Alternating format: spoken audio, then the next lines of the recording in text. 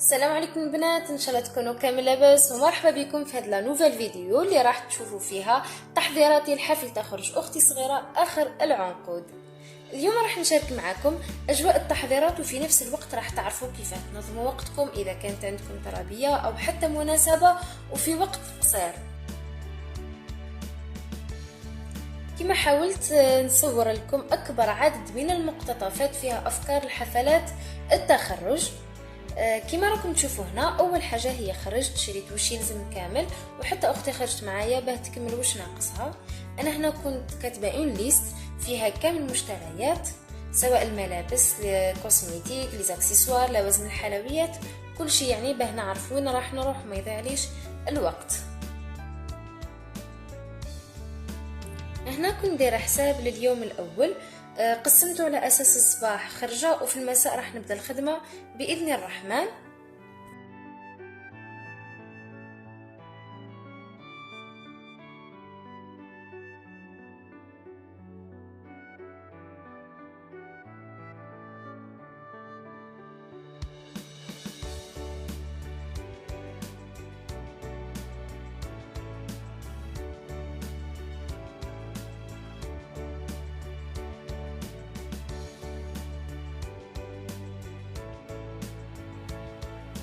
بعد ما تغدينا وروحنا ارتحنا شويه وبديت في الخدمه. بديت بالديكور الاول، قلت نكملوه من بعد نلقاه واجد ونلصق فقط. نسيت ما قلت لكمش واش راح ندير في الحلويات. هنا راح ندير بقلاوه بريستيج ومخبز اللوز والجوز، وراح ندير الحلوه التونسيه بالبندق.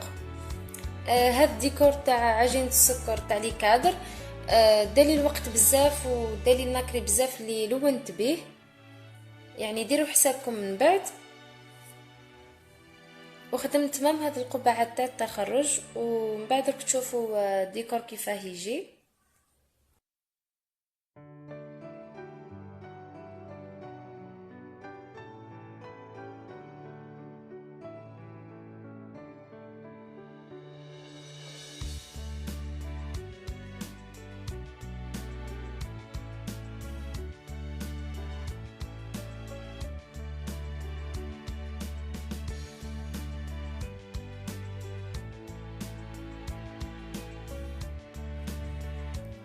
بعد ما كملنا خدمة لاباط سكر، بدينا في المخبز وجدت عجينة المخبز هي الأولى خاطر تحب ترتاح. كملتها وحطيتها في الثلاجة ترتاح وتتعسل. هنا هذا رانا في اليوم الثاني، على خاطر اليوم الأول كملنا شرينا وش لازمنا وخدمنا الديكور، وفي اليوم الثاني بدينا في الحلوة. هنا راني بديت في الحلوة الثانية وهي الحلوة التونسية بالبندق.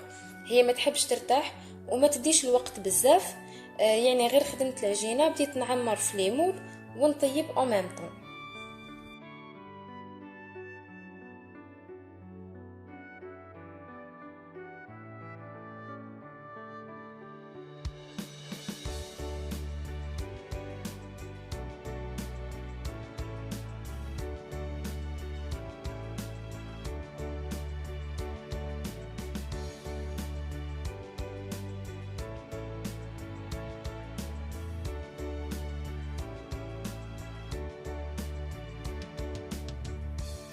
بعد ما كملت هذه الحلوة الثانية، جبت المخبز وبديت نطبع ونطيب.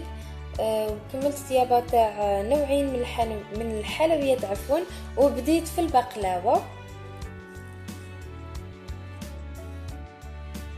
وهنا وجدت عجينة البقلاوة وخليتها ارتاحت شوية، ووجدت حتى الحشو وبديت نحل ونعمر فقط.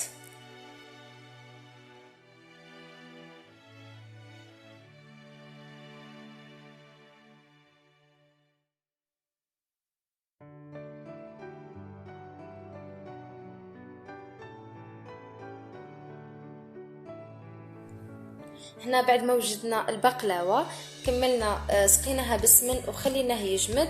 من بعد حطيناها في الفرن، قطعناها وحطيناها في الفرن، ورحنا بدينا في الكلاصاج تاع المخبز وخليناه ينشف. في هذاك الوقت حنا رحنا كملنا لا ديكوراسيون تاع الحلوه التونسيه اللي جات بنينه بنينه بنينه بزاف. خلاص بون اللي تحب الوصفه تاعها تخلي لي في التعليقات، هي ولا البقلاوه ولا المخبز.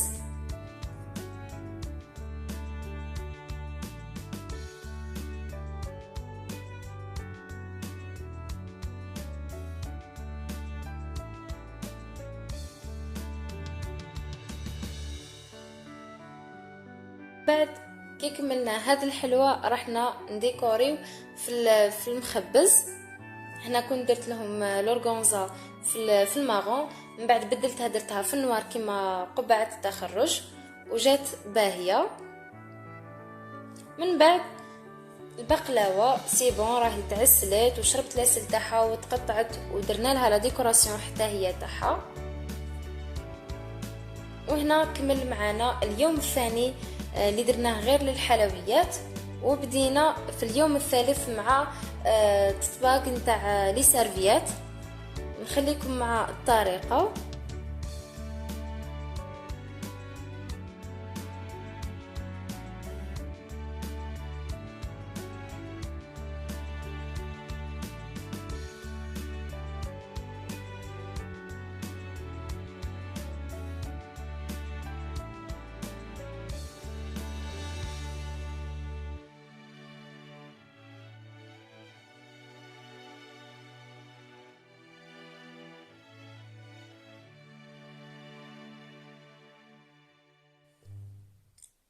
كملت هنا التطباق نتاع لي سيرفيات ولصقتهم هذوك لي زيتيكات اللي مكتوب فيهم فيليسيتاسيون بالراح اكرام. كنت كومونديتهم ديجا، وبديت هنا هذو اللي كنت امبريميتهم لها ودرت لها فيهم بهذا العواد تاع الشوا، لصقتهم بالبيستولي. هادو لي فوتو تلقاهم من بعد لي فوتو مع لباس التخرج تاعها.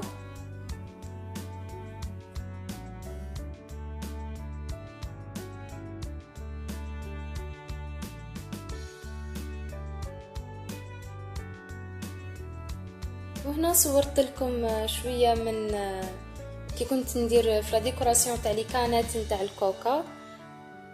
درتهم نفس التام تاع لي سيرفيات، وما من القرع تاع الماء كنت شريت لهم عفوا كنت كومونديت لها هاد لي زيتيكات ثاني راهم اوتوكولون، لصقتهم لها مكتوب فيهم ثاني فيليسيتاسيون بالراح اكرام. ودرت لها هاد قبعه التخرج اللي تلصق في المقفال تاعها، شريتها من عند اللي يبيع لوازم الحلويات.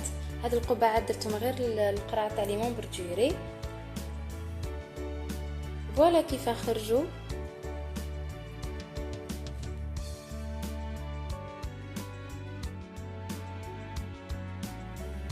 بون هنايا في اخر لحظه وصلوني لي ماكارون، على بالكم بلي لازم يتحطوا هما الاخرين. بون وبديت في المرحله الاخيره وهي بدينا نعمرو في لي بواط. بديت بلي بواط تاع ليمون برجيري،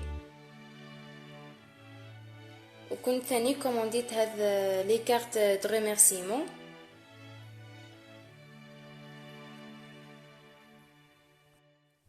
وهذا لي بواط تاع لي زانفيت جاو حطاهم على شكل قبعه تخرج.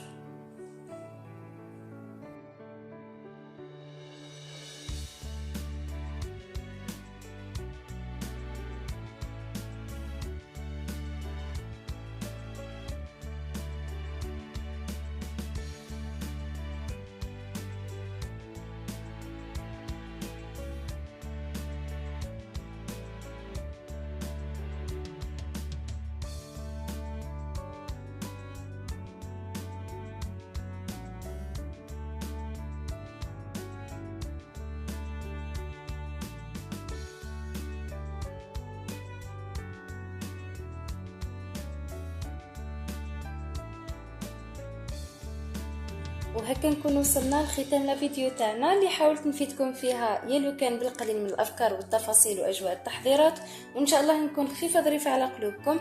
نتلاقاو في فيديو جديده في يوم التخرج باذن الله، ونشارككم فرحتنا. ما تنسوش الاشتراك في القناه، تفعيل زر الجرس باه يوصلكم اي جديد. تعليقاتكم تهمني، لايكاتكم ما تبخلوناش بها. سلام.